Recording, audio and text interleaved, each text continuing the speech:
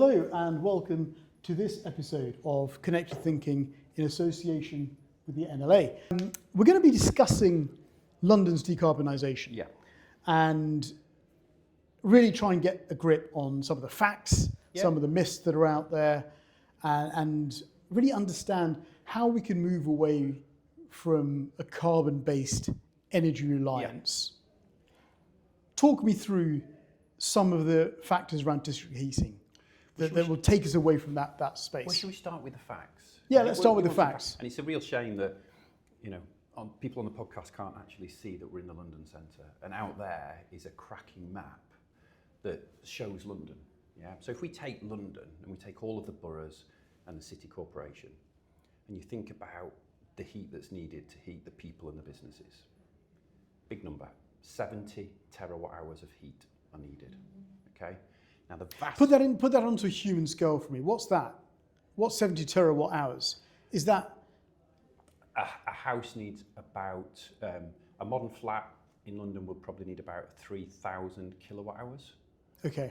Okay. Right. A typical house might need about 10,000. Okay. So this is a lot of energy. This is huge, and most of that, lots of that, comes from gas. And the challenge is, if we want to hit our as a UK, as a country, and we want to hit our 2050 net zero target, we have got to replace gas. Now, let's carry on with the facts, okay? Because I like these numbers. But what we have in London, and we have in lots of cities, is we have waste heat. So if we look at the waste that London produces, so let's look at energy from waste plants. Okay, so 3 in London: Corey, Selchip, Edmonton. They burn waste, and the waste heat that comes from those is 5 terawatt hours. If we then take Thames Water and its sewage treatment works, that's dealing with all of a certain kind of waste from London, then that can produce 10 terawatt hours of waste heat. And then if we look at the data centres, so the existing data centres that exist in London, and I wouldn't say that people waste the time associated with data centres on Instagram and things like that, but one may do that. 15 terawatt hours of waste heat. So across energy from waste, across sewage treatment and sewers, across data centres, there's about 40% of the heat to heat London. But do we have the infrastructure to cope with that? No, and that's the key. Right. Back to your question around district heating. So what is district heating? So at the minute, most homes will have a gas boiler, and the gas boiler will produce the heat for the home. Or they might live in an apartment where they have a gas boiler at the bottom of the apartment, of the block that does all of the apartments. District heating is about having a centralised energy centre, and you transfer not gas to somebody's home so they put it through a boiler, but you transfer hot water in pipes, insulated pipes in the ground. And that's what district heating is about. It's about taking those big centralised energy centres that have economies of scale that can produce heat very cheaply compared to individual gas boilers, and transmitting it through pipe in the ground. Now, if we look at district heating, we'll carry on with the facts. So government wants, national policy ambition is that by 2050 they want 20% of heat to come from heat networks. So today it's only 3%. So over the next 25 years to get to that 2050 number, we've got to go from 3% to 20%. That's £100 billion investment. And what's that? And in London, let's stick on to London, it probably won't be 20%, it'll be more like 40% of heat to come from heat networks. Now, you've got, I suppose, 2 pieces that really do work well for you. One is that you've got a good balance sheet as E.ON. Yes. You've also got a local area energy plan, London-wide, that supports district heating networks. So you've potentially got the policies coming into play that will help realise some of this. But before we get into that, go down that rabbit hole, talk to me about some examples of where this works already. Where does it work well? Yeah, I've got a couple of good examples for you, but on the basis that we're doing facts and figures, I'm going to stick with one that's very close to the E.ON heart. So if you take Malmo, so Malmo is a city of 350,000 people, and 95% of that city is heated by E.ON's 720 kilometre heat network. And 65% of the heat for that heat network comes from, not from E.ON's energy centre, but it comes from the city-owned energy from waste plant. So again, Malmo produces waste. The waste is burnt in the energy from waste plant. That produces electricity for the city. But because they capture that heat and they can transmit it in the pipe, then they're utilising that waste heat. And that's a great example. And we don't just use energy from waste in Malmo. We also utilise the sewage treatment work, which is next door to the energy from waste plant, and we capture the heat there. There are industrial plants which have waste heat, so we capture that. And it's about making sure all of that, something that would be wasted, that is surplus, is now being captured and it's being put into the ground through hot water and transferred into the city. So that's a great example. And cost effectively? Yes, it is by far the cheapest way to heat homes in Malmo. If we go to something that's on a bigger scale, and I like this as an example because I think it's a really good one for London. I think it's a superb example for London. So if you go over the bridge and you go to Copenhagen. We've done this. And we have done We've this. done, just for the audience as knowledge. I think there's a declaration of interest here, isn't there? There is. I have visited Malmo and Copenhagen with you and a few offices, and we saw firsthand the way these sites work. But no, please carry on. We crossed the bridge. We crossed the bridge. And it is the bridge, isn't it? And it is the bridge. and that's a good programme. Yeah. Yeah. I always like looking at where the body was in that opening scene as we go over the bridge. So you go over the bridge into Copenhagen. Yeah. And they've taken a real progressive view. So big number. So we talked earlier about London and 70 terawatt hours. I think the number in Copenhagen is about 7 terawatt hours of heat is produced through the heat network. And what they have done is that they have captured waste heat from their electrical production facilities, from their energy from waste plants, and they've been really joined up, and they've created what they call a transmission main. And that transmission main connects into all of those large-scale waste heat opportunities. And just to give an example of how, that's 180 kilometres long, that transmission main. So if you were to pick it up, and you could pick it up and stretch it from one side of the M25 to the other. That's the scale of the infrastructure that they have built in Copenhagen. And that transmission main feeds all of the different boroughs. So there are 28 different boroughs in Copenhagen. And they take the heat from they buy heat from the transmission main, but that's not for profit. So they cannot make money through district heating. Okay. And in Copenhagen, so in Malmo, we own the scheme. In Copenhagen, they're pretty much all owned by the municipalities, by the individual boroughs.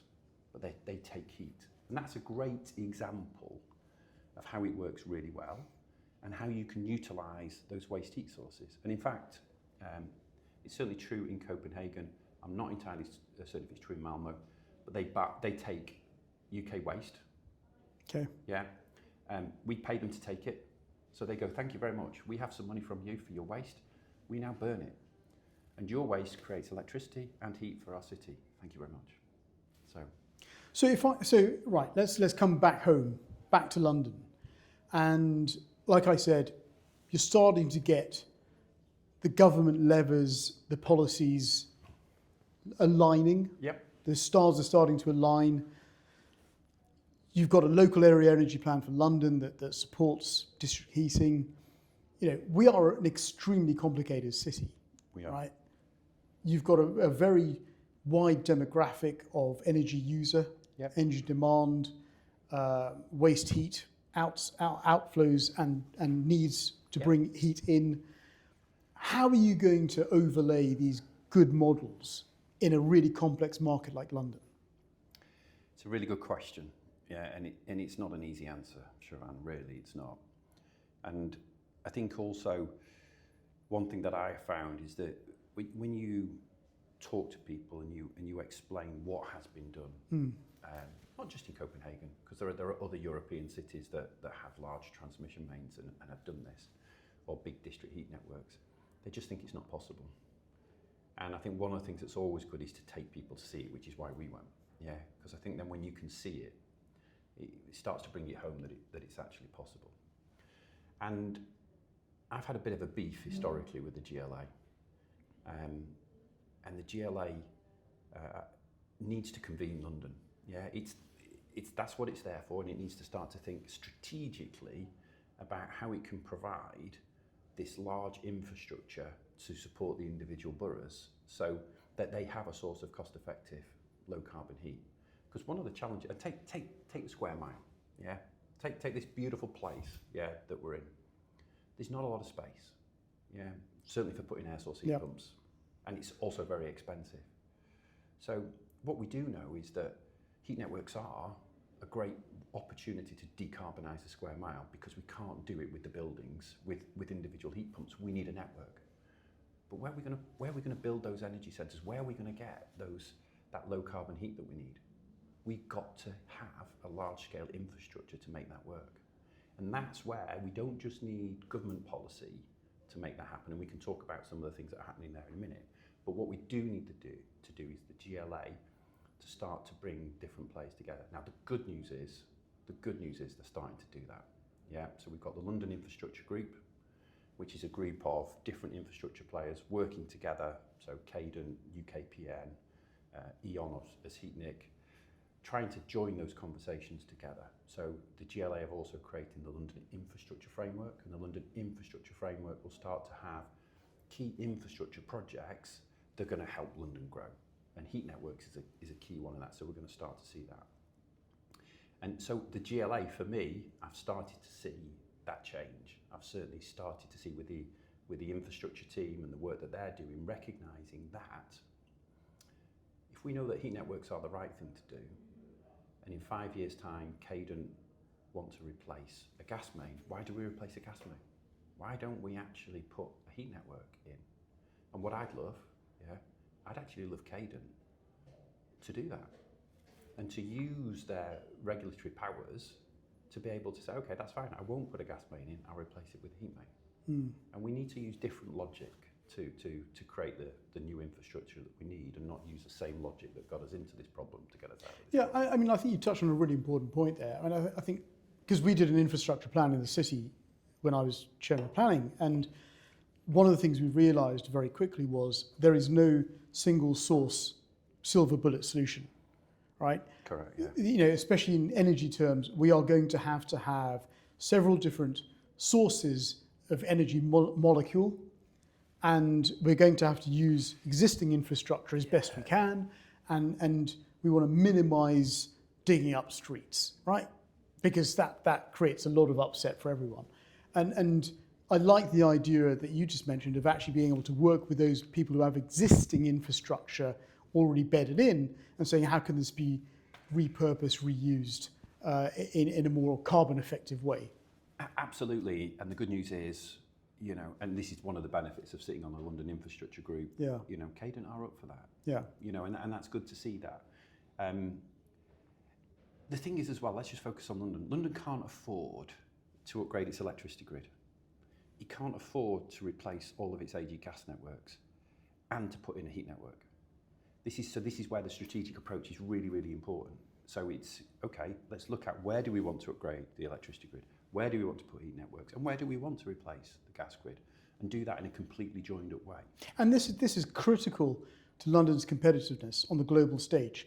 If we can't convince investors that our infrastructure is resilient, it's reliable, it's future-proofed, you know, we've got line of sight of where our investment's coming from on infrastructure, they are not going to come to London. They're going to go to other global centres that give them that line of sight. So this kind of conversation is actually sort of, you know, priority one in terms of talking about London's competitive edge. Absolutely, and that's why it's good to see the London Infrastructure Framework, which I think is going to be launched on the 13th of March here. Yeah. Pretty certain 9 o'clock. Jules Pipe will be talking about that. And for London to be that leader, then it needs that infrastructure framework to support that growth plan. Yeah. And that has got to be about thinking about, how do we join ourselves up together? How do we utilise these waste heat sources? How do we, as different infrastructure players, not fight against each other, but work together so that we can do that? And I want to pick up on the streets if I can. Is that okay? Because I think that's because you're right. we don't want to be digging up the streets all the time, okay?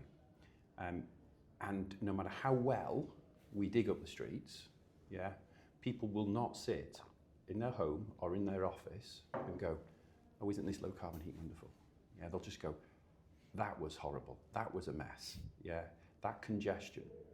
So what we've also got to do is we've got to think differently, and we've got to treat that as an opportunity. So we know London suffers with drainage. So everybody, or you talk to lots of different organisations, boroughs, I need sustainable urban drainage. We need to, and that's a key thing from a GLA point of view. And the great thing is they've now got a standard for SUDs, which is super good. So climate change, we want more trees. Yeah, we need to look at that shading. So more cycle ways, people out of cars, and we do know we've got to improve the walkways. We've got to look at that green space. So let's use the fact that we need to do something, and we've got to put this new infrastructure in place to use it as an opportunity to galvanise different stakeholder groups so that we can work together, so that once we've put the pipe in the ground, we have those new cycleways, we have the sustainable urban drainage, we have the trees, and actually we leave the place in a better place so that people go, yeah, I've got decarbonised heat, but I've got a much better place outside. Yeah. And it's now much more, and I think that's... It's balancing that equation, isn't it? It is balancing that, but that requires, again, a long-term plan. Sure. Because to bring those stakeholder groups together takes time. So if you look at what they did down, what's the piece that they've done down on Fleet Street with I can't remember what it's called now, where they didn't, forget the name. That took them to pull all of that together, that took 5 years. And that's why we have to have that long-term plan to be able to make things happen. Talk to me a little bit about some of the interesting projects and opportunities that you guys have in the pipeline in the next few years. You know, where do you see some of this being realised? Yeah, there's lots going on. So I talked earlier about the government's national ambition to 20% of heat by 2050 to come from heat networks. So they're also creating a new law, the heat network zoning regulation. Yeah. So the good news is the response to the consultation came out in January this year. So we've been waiting for that for a while. So it's good to see that. It's not as strong as we need to. Maybe we come on to that a little bit later. But that's going to set the new regulation that will effectively say, if you're a building of a certain size and use a certain amount of heat, you are going to have to connect to a heat network. Unless, of course, you're already electrically heated and low carbon. And that's going to help drive the commercial models that will support the infrastructure around that. So that is really key. And there's a bit of work to do, and we'll come on to that. But to support that, government has created an advanced zoning programme. And what that is all about is it's spent time working with 28 cities, looking at what does a zone look like, what does a large-scale city scale heat network look like. And then to bring some of these schemes to market is create an advanced zoning programme. And that's looking to bring 15 large-scale heat networks to the market. So we've seen that already. OPDC, Swan in Westminster. So City of London came out just before Christmas. We've seen Leeds, we've seen Plymouth, we've seen 3 in Manchester. So Trafford, Stockport, and I can't remember the other one. And we're seeing more and more coming out. So these are game changers in terms of large-scale heat networks in the UK. If we look at, let's do City of London because we're here, yeah? So that first tender that's coming out from the City of London is looking at half of the square mile. So that's a £400 million investment. And that's about connecting 400 buildings into a heat network that will serve half of the square mile. If we look at then the next stage of that should hopefully come out later this year, that's for the other half. So that's another 400 buildings, another £400 million investment. So these are projects that have never been seen before in the UK. So that's super exciting. And but if we compare them to Europe, so if we look at Malmo, Malmo is, as I talked about earlier, that's 2 terawatt hours. The square mile is only 1 terawatt hour. Yeah. So whilst the big numbers, in relative terms, this has been done before. Yeah. It's not new in if you compare. So what are some of the hindrances to realising this? I mean, we talked about government policy and the direction of travel on that sounds like it's doing well. You know, the market need for decarbonisation is very apparent to everyone. What are some of the hindrances? Yeah. What are some of the challenges? Yeah, so policy actually.